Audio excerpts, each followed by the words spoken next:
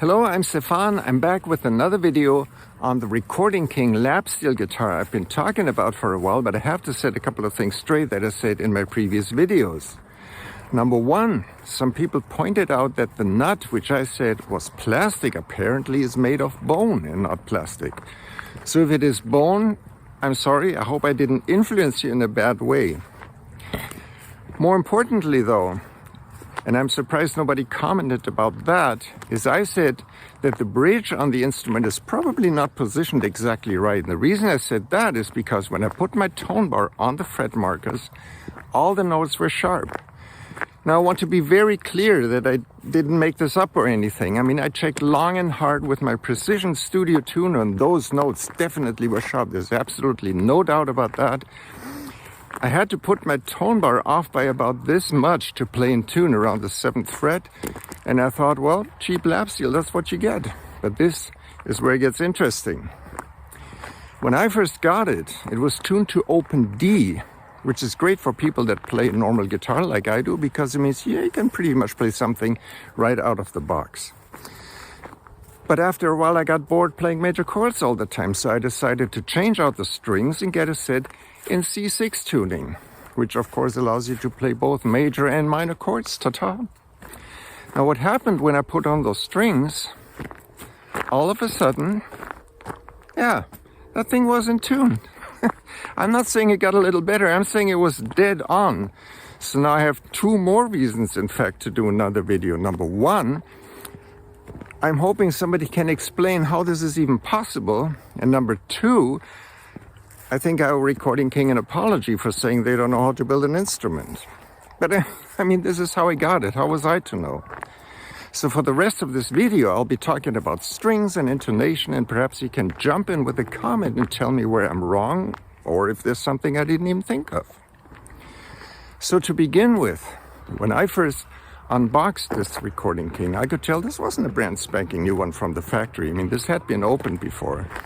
It had been used quite a bit, actually. Maybe it was on display in the music store, a bunch of people tested it, or maybe it even got bought and returned because of this problem. That wouldn't surprise me at all. So either way, the strings on that thing weren't new anymore. Now, I'm not saying they were filthy, old, rusty strings or anything. I mean, they still sounded okay. And you can actually hear for yourself how they sounded when you listen to the demo that I played in my first video about this. I'm going to play you a little bit. Check it out.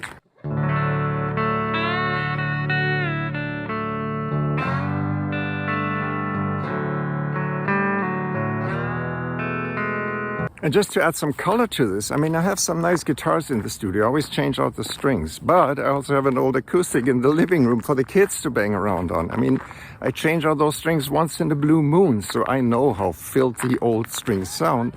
And as you heard, I mean, those strings hadn't reached this embarrassing state in a mile. This is also why I think it doesn't explain the problem. So what else do we have? Well, the string tension. I mean, I said it came in open D, more or less. I mean, it was a little out of tune, obviously, because it had been in transit. But what if I got it all wrong and it wasn't supposed to be tuned to open D in the first place? Well, I played guitar in an Irish pub for a number of years. I always detuned my guitar down a semitone just so it wouldn't strain my voice so much when I was singing. Well, did that throw my guitar out of tune or out of scale? Of course not. I mean, people use drop tunings and all kinds of open tunings all the time, and there's no problem with that. In fact, the epiphone elector that I compared to the Recording King in that first video came with very light strings. They were barely wound onto the tune. I mean, that was a brand new instrument. Now, because the strings were so light, I thought this is probably a set in open E tuning, but I tuned to open D because I was comparing. I wanted to play the same stuff on both guitars. When I was finished with the video, though, I went all the way to epiphone to find out about these strings, and eventually somebody came back to me and confirmed that, yes, indeed, those were open E strings, which means I've been playing this thing detuned 2 semitones all the time, but that epiphone was perfectly in tune. So again, string tension is a non-issue. And the only other thing I can think of at all is string gauge.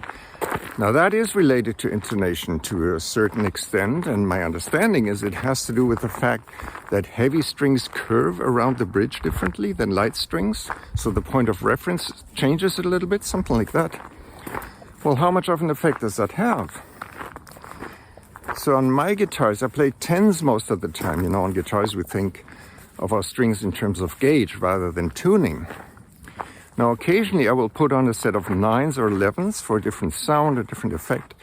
And to be quite honest, I don't notice much difference. But what if you went from one extreme to another? Say you'd swap out a set of, ultra light 8 for 14.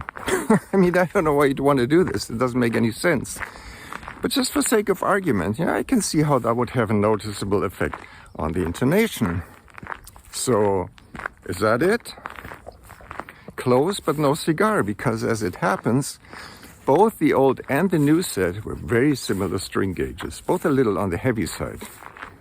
Now, I'm just getting my feet wet with C6 tuning, and by the way, if you do that, your guitar playing skills ain't gonna help you a whole lot. This is like playing a whole new instrument. But it will be interesting to see if perhaps one day I might decide to go back to open D. Is it going to be out of tune again? And will that prove the Recording King can't handle open D? Or is it going to be just fine? And will that prove there was something weird about those strings? I don't know. What I do know is that you're still here listening to me rambling on about strings and intonation. And while you're at it, you might as well drop a damn like on this video or even subscribe to my channel. That would make me very happy. Thank you so much for watching. I'll see you again in the next video.